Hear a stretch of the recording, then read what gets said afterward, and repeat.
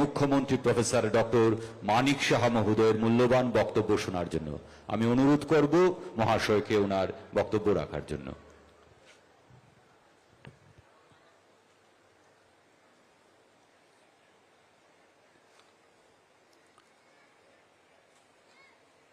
সবাইকে নমস্কার। যতনা কুলঙ্কা।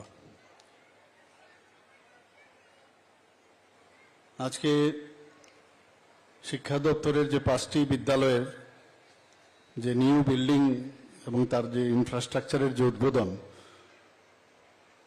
সেই উদ্বোধনে আমাদের মাঝে মঞ্চে উপস্থিত আছেন, যিনি একটু আগে ওনার বক্তব্য আমাদের সামনে রেখেছেন, honourable minister food, civil and অন্যান্য দপ্তরের শ্রী সুশান্ত চৌধুরী মহোদয়।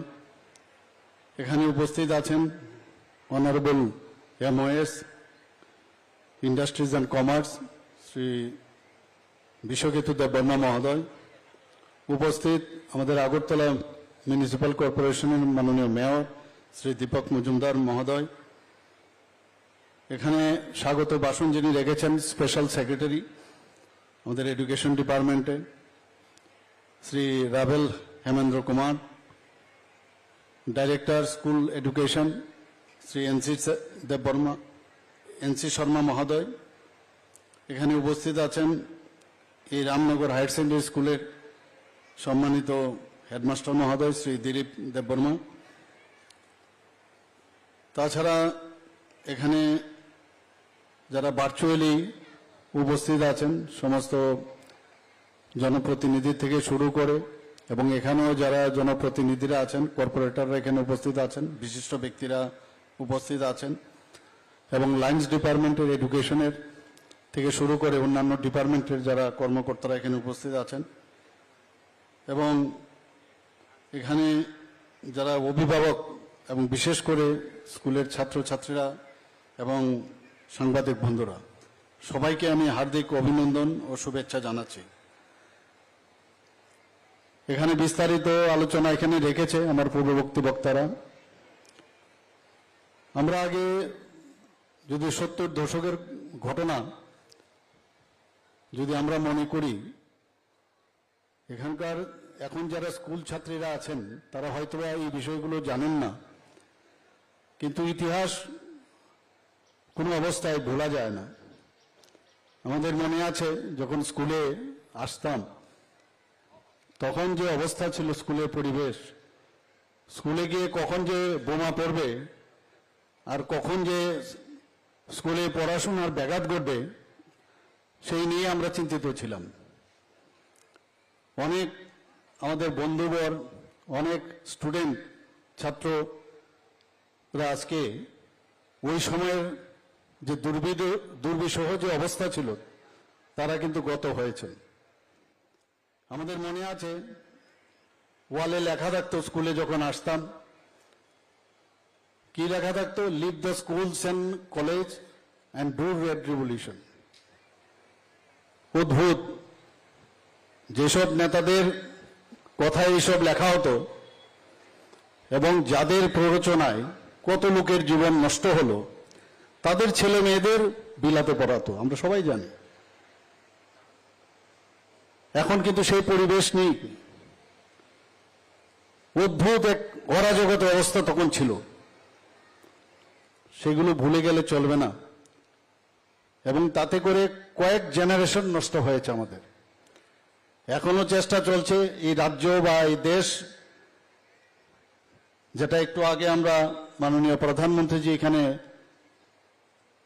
একটা তথ্যচিত্রের মাধ্যমে উনি বলেছেন যে আগামী দিনের যে ভবিষ্যৎ ভারতবর্ষে তথা রাজ্যের, সেটা নির্ভর করছে আগামী দিনের আমাদের যারা যুবক এবং ছাত্রছাত্রীরা আছেন তাদেরকে যদি শিক্ষিত করে না তোলা যায়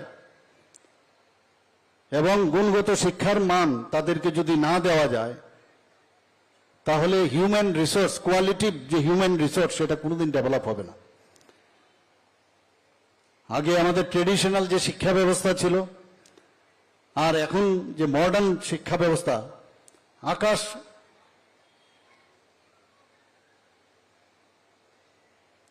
একটা বিরাট একটা ডিফারেন্স এখন চলে এসছে। তো সেই জায়গার মধ্যে সময়ের সাথে তাল মিলিয়ে আমাদেরও কিন্তু এখন এডুকেশন সিস্টেম সেইভাবে আমাদের ডেভেলপ করতে হবে। স্কুলের ছাত্রছাত্রীরা যখন স্কুল থেকে আসবে, ওনারা আশা করবেন যে এই স্কুলে যখন যাব সেখানে গিয়ে আমাদের যারা টিচাররা আছেন সেখানে ভালোভাবে আমাদের পড়াবেন এবং প্রপার শিক্ষক সেখানে অ্যাভেলেবল আছে। সেই রকম যদি না হয় তাহলে এই যে ড্রপ আউটের যে সংখ্যা সেটাও কিন্তু অনেক জায়গায় এটা বেড়ে গিয়েছিল, আমরা সেটা কিন্তু আস্তে আস্তে করে আমরা অনেক কমিয়ে নিয়েছি। কারণ এটা যদি মিউজিক না থাকে যে আমি স্কুলে যাব, সেখানে গিয়ে আমার যা জানার এবং নতুন নতুন বিষয় জানবো, সেই বিষয়গুলো যদি না থাকে, তার জন্য আমরা আজকে যেরকম 5টা স্কুলে করেছি, কিছুদিন আগেও আমরা আরো বেশি কয়েকটা স্কুলে আমরা সেই ইনোগ্রেশন আমরা ইনফ্রাস্ট্রাকচার আমরা করেছি। এখন ইনফ্রাস্ট্রাকচারের সাথে সাথে আমরা এখানে আমার পূর্ববর্তী বক্তা বলেছেন যে টেটের মাধ্যমে আমরা কোয়ালিটিভ টিচারও আমরা কিন্তু এর মধ্যে আমরা নিয়োগ করছি। ধাপে ধাপে আমরা টেটের আরো পরীক্ষা আমরা আগামী দিনেও নেব এবং তাতে করে টিচার যখন ভালো হবে তো ন্যাচারালি স্টুডেন্টরাও ভালো হওয়াটা নিশ্চিত। আমরা মাঝে মাঝে, আমি নিজেও মেডিকেল কলেজের টিচার ছিলাম, অনেক সময় কোনো স্টুডেন্ট যদি ভালো রেজাল্ট করে তখন কিন্তু credit goes to the teacher, আবার যদি খারাপ রেজাল্ট করে তাহলেও discredit goes to the teacher.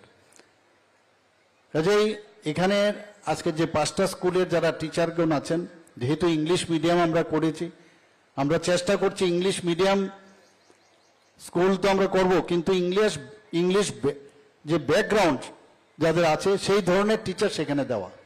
মাঝে মাঝে আমাদের কাছে খবর আসে যে এখানে তো ইংলিশ মিডিয়াম আপনারা দিয়েছেন, কিন্তু সেখানে দেখা যায় যে বাংলা মিডিয়ামে পড়াশোনা করাচ্ছে। কারণ টিচাররা যে ব্যাকগ্রাউন্ড থেকে আসে, অনেক সময় দেখা যায় যেহেতু টিচারদের একটা ঘাটতি আছে। তো আমরা এখন আস্তে আস্তে করে চেষ্টা করছি যাদের ইংলিশ ব্যাকগ্রাউন্ড আছে সেখানে ইংলিশ মিডিয়াম স্কুলে সেই ইংলিশ ব্যাকগ্রাউন্ডের টিচার দেওয়ার, তাতে করে তাদের কমিউনিকেশনের যে বিষয় থাকবে সেটাও অনেক স্ট্রং হবে। আমরা আজকে এখানে যে বর্দোয়ালি বিধানসভার আমারই কেন্দ্রের যে রামনগর উচ্চতর মাধ্যমিক ইংলিশ মিডিয়ামের যে নতুন আমরা ভবন করে এখানে আজকে ইনোগ্রেশন করেছি। সিমনা বিধানসভার আমাদের মাননীয় বিধায়ক এবং মাননীয় মন্ত্রী ওই এলাকার, উনিও ওনার কথা বলেছেন যে বড় কাটালিয়া এবং দারোগা মোড়া হাই স্কুলের যে নবনির্মিত ভবন এবং বনমালীপুর বিধানসভার যে Khudiram Bose English medium school, Majlishpur বিধানসভার